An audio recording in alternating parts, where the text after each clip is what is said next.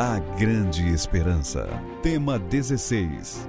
A Igreja Verdadeira, com Alejandro Bulhon. Olá, querido. O tema de hoje é a Igreja de Deus. Olha, neste mundo existem pelo menos 9 grandes religiões. A religião cristã, a religião budista, shintoísta, brahmanista, islamista, enfim. Só dentro da religião cristã existem pelo menos 4.000 divisões. Cada dia aparecem novas divisões. Agora, o ser humano sincero de nossos dias fica olhando para todo lado. E qual é a Igreja de Deus? Porque todas dizem, somos Igreja de Deus. Agora, a palavra de Deus revela alguma coisa? Claro que sim. Não dá o nome da igreja, mas dá as características. Vejamos o que diz Apocalipse, capítulo 12, verso 17. Diz assim: irou-se o dragão contra a mulher e foi pelejar contra os restantes da sua descendência, os que guardam os mandamentos de Deus e têm o testemunho de Jesus. Interessante. Aqui o texto bíblico diz que a Igreja de Deus, que está simbolizada pela mulher, e os descendentes dessa mulher, ou seja, a Igreja de Deus para o tempo do fim, tem duas características. Primeiro, creem em Jesus e segundo, guardam os mandamentos de Deus. Essas são duas das características da verdadeira Igreja de Deus para este tempo. Agora vou te falar da importância das características. Veja, eu era pastor na Amazônia e tinha um grande batismo. Eu ainda não era pastor ordenado, não podia batizar. Então pedi para a associação me mandar um pastor. E a associação me disse, olha, não tem pastor, tem só um pastor aposentado que vamos mandar para você. Seu nome é Aguilar. Ah, muito bem. Então eu peguei um rapaz índio, eu trabalhava na Amazônia, e falei, você vai viajar 2 horas de barco, depois 2 horas de caminhão, de ônibus, e vai encontrar nessa cidade chamada La Merced o pastor que vai chegar de Lima, aí a La Merced. Então o rapaz me perguntou, pastor, mas eu não conheço o pastor Aguilar, como que eu vou trazer o pastor se eu não conheço? Falei, muito fácil, ele vai chegar no ônibus. Ele disse, mas pastor, no ônibus vão chegar 40 passageiros, como que eu vou saber qual é o pastor? Falei, muito fácil, eu vou te dar as características. Primeiro, pastor Aguilar é homem. Portanto, você quando descem os passageiros, não fique olhando mulher, porque o pastor Aguilar é homem. Primeira característica. Segunda, ele já é idoso. Então, quando vê jovem, não preste atenção, busque um idoso. Terceiro, ele é alto, ele é magro e tem cabelo branco. E sempre veste terno. Pronto, aí estão as características. Aí ele foi e voltou com o pastor. Agora ele me contou, quando chegou lá, ficou esperando o ônibus de Lima. Quando chegou o ônibus, o primeiro que desceu foi o ajudante, o trocador, um garotão. Aí ele descartou. Segundo que desceu, uma mulher, esse também não pode ser porque o pastor é homem. O terceiro, um gordão, não, esse não pode ser porque o pastor é magro. E então, com as características, ali viu de repente um homem magro, alto, cabelo branco, idoso, com terno. Aí ele foi. Olá, pastor Aguilar. O pastor olhou para o rapaz e disse, como você me conhece? Eu tenho suas características. Querido, hoje também você me diz, qual é a verdadeira igreja? Características. Quais características? Primeiro, crê em Jesus, canta Jesus, adora Jesus, louva Jesus, prega Jesus.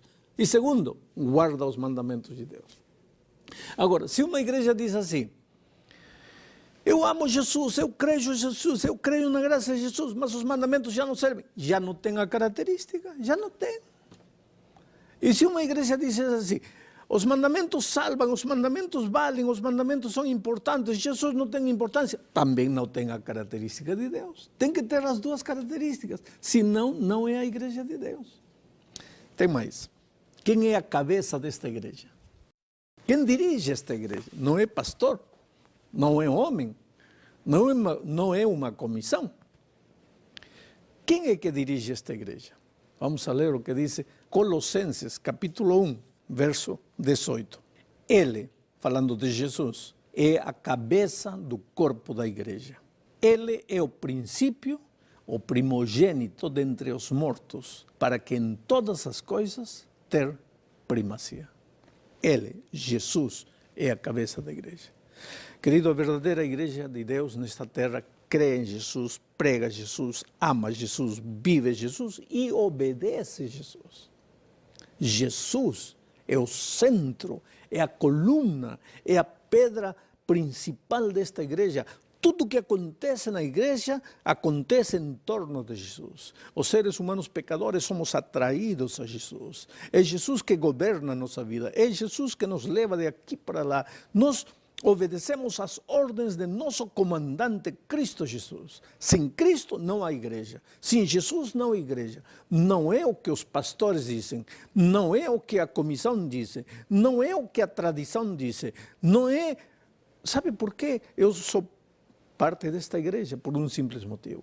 Eu sempre disse assim, se um dia os pastores desta igreja se reunissem e dissessem assim, bom, nós os pastores temos decidido que esta parte da Bíblia já passou, agora vai ser assim, porque nós os pastores estamos dizendo, nesse momento eu saía desta igreja, porque eu não preciso obedecer seres humanos. Cristo e unicamente Cristo, Ele é o comandante desta igreja. E Cristo, como dirige a sua igreja? Através da sua palavra. Agora, tem uma coisa interessante. Olha o que diz Ezequiel, capítulo 34, versos 11 e 12. Diz assim, porque assim diz o Senhor Deus, eis que eu mesmo procurarei as minhas ovelhas e as buscarei. Como o pastor busca o seu rebanho no dia em que encontra ovelhas dispersas, assim buscarei as minhas ovelhas. Librá-las-ei de todos os lugares para onde foram espalhadas no dia de nuvens e de escuridão. Oh, querido, isto é emocionante. A mim toca meu coração. Deus é o bom pastor. E o bom pastor está indo. Por quê?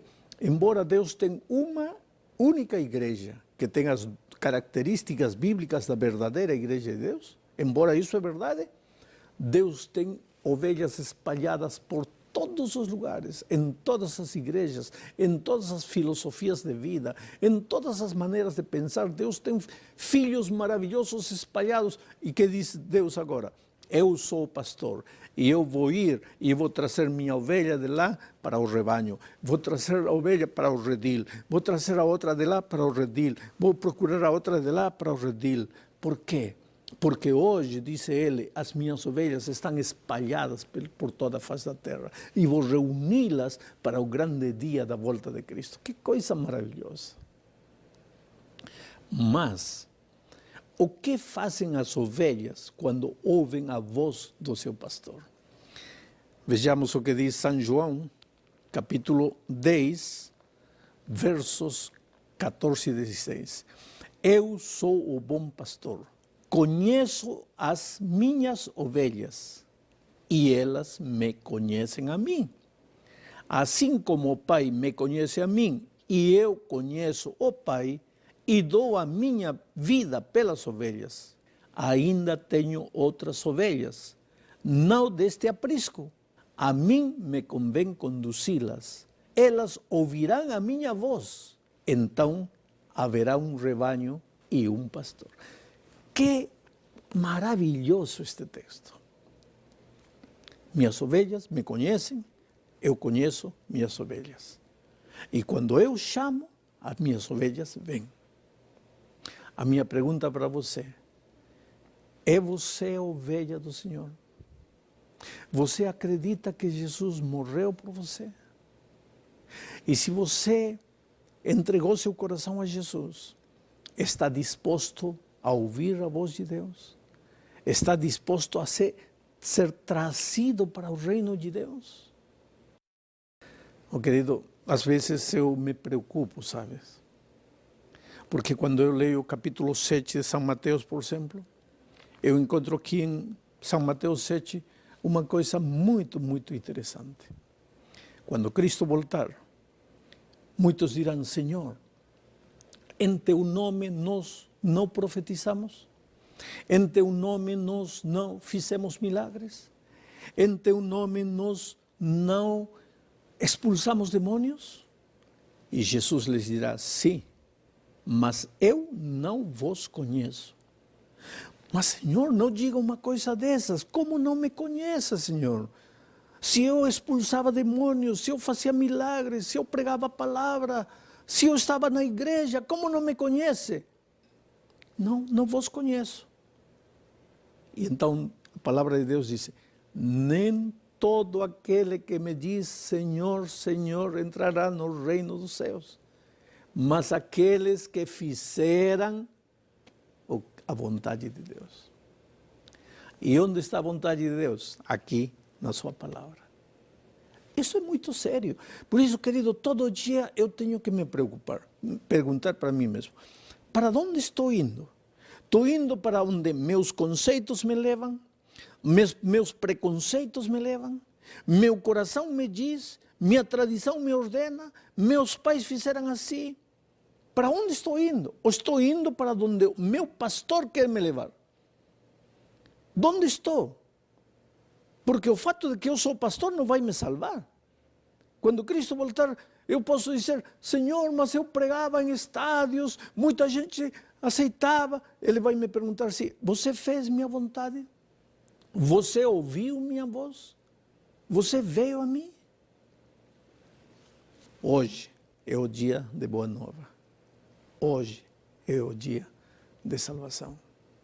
Sabe, eu sei que às vezes você, toda a vida toda você participou da vida de uma igreja. E de repente se encontra com a palavra de Deus e começa a descobrir novas verdades. E quando você começa a descobrir essas verdades, essa é a voz de teu pastor que está te chamando. Diz: saí dela, povo meu.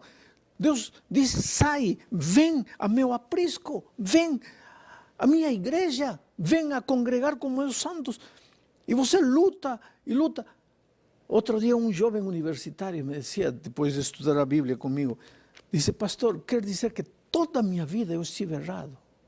Eu disse: não, querido, você não esteve errado, você estava crescendo. E eu quero pensar com você no que estou falando agora. Quando você estava na escola primária, você aprendeu a somar, a diminuir, a multiplicar e a dividir. Mas não ficou na primária. Você saiu e foi para o colégio secundário. Aí aprendeu álgebra, aprendeu trigonometria. Mas não ficou aí. Foi para a universidade. E aí você aprendeu física quântica, trigonometria espacial.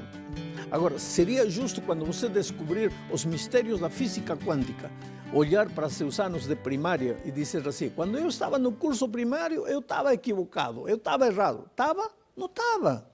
Estava crescendo. Então, querido, não interessa o que você pensava, não interessa no que você cria, e agora você descobre as verdades bíblicas. Não vai dizer: eu estava errado. Não estava errado. Era isso que você conhecia, era sincero no que conhecia, mas você vai crescendo, crescendo, agora vai crescendo na fé, porque a vida cristã, querido, é crescimento. Se há uma coisa que você vai encontrar repetida na Bíblia, é andar, andar, andar, porque a vida cristã é andar, é caminhar com Deus, não é ficar estacionado. Não tenha medo de avançar, tenha medo de ficar parado, porque a vida cristã é crescimento. Para terminar, eu vou te contar uma experiência. Eu tenho 4 filhos. Meu filho, quando era pequenino, o mais velho, chegou o momento de ir para a escola. Agora, quando ele tinha 2 anos, mais ou menos, recebeu de presente um canguru e usava o canguru como brinquedo. Dormia com o canguru, comia com o canguru, tomava banho com o canguru. Ele não vivia sem o canguru. Passaram os anos, o canguru já era todo sem forma, e ele com o canguru para todo lado. Uma coisa feia, horrível, mas era o xodó dele, canguru para todo lado.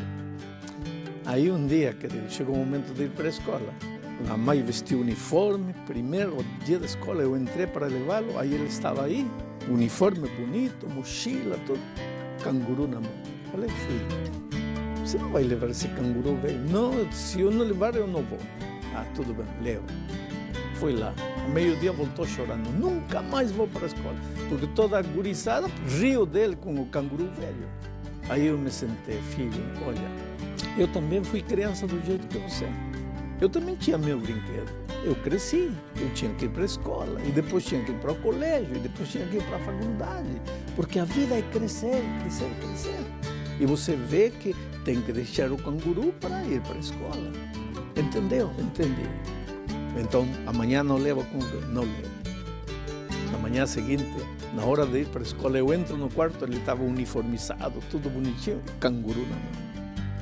Filho, a gente não falou antes? Os olhinhos dele começaram a ficar molhados. Disse, pai, mas eu não quero ir sem meu canguru. Eu falei, filhinho, mas eu já te expliquei. Você não entendeu ontem? Entendi. Então, deixa.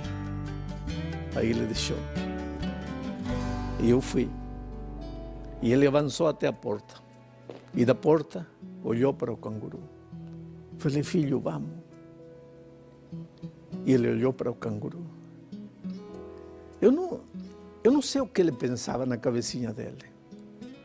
Mas aí estava seu canguru. Esse era um pedaço da vida que ele guardaria sempre no seu coração, na sua lembrança. Mas aí estava o futuro. O futuro, andar, avançar, crescer. E aí estava o pai. E ele segurou o braço do pai e caminhou.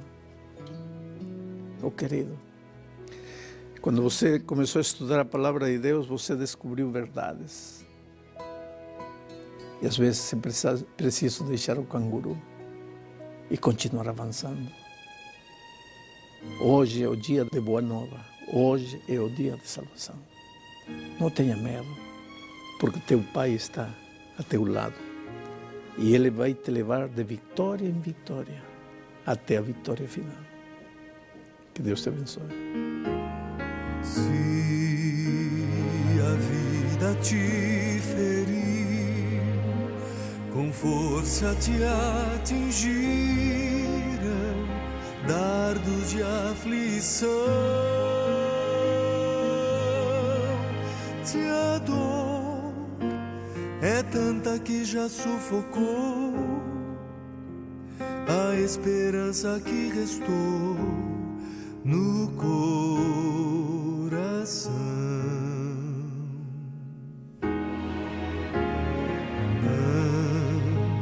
Não pense em desistir, porque se alguém cair, precisa levantar.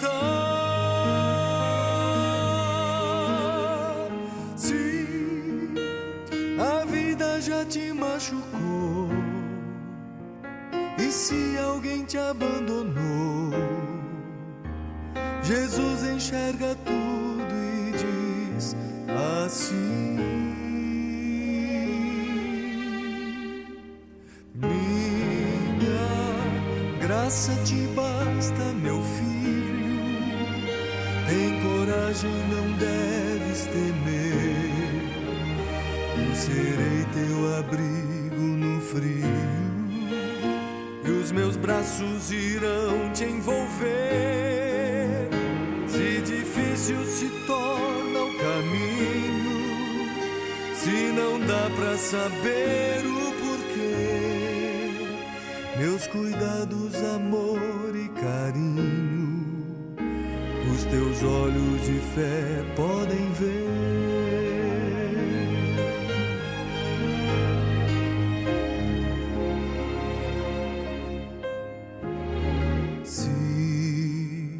Tua vida desabou, e ao fim o que restou nem deu pra entender. Se a dor chegou sem nem mesmo avisar, e foi difícil suportar a solidão,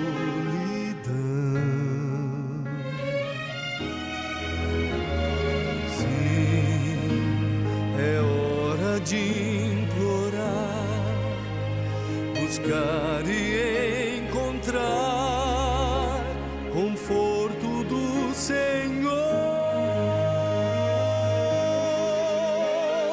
Se o vale se tornou sombrio se a noite escura te encobrir, Jesus enxerga tudo e diz assim: minha graça te basta, meu filho, tem coragem, não deves temer, eu serei teu abrigo no frio, e os meus braços irão te envolver. Se difícil se torna o caminho, se não dá pra saber o porquê, meus cuidados, amor e carinho, os teus olhos de fé podem ver.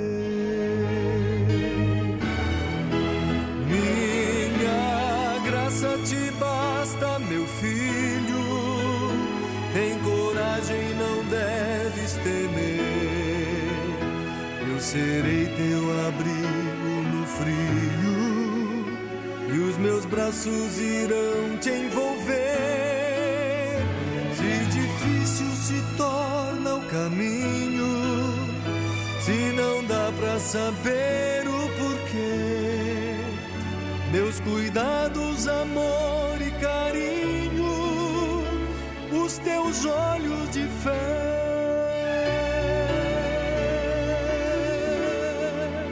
podem ver.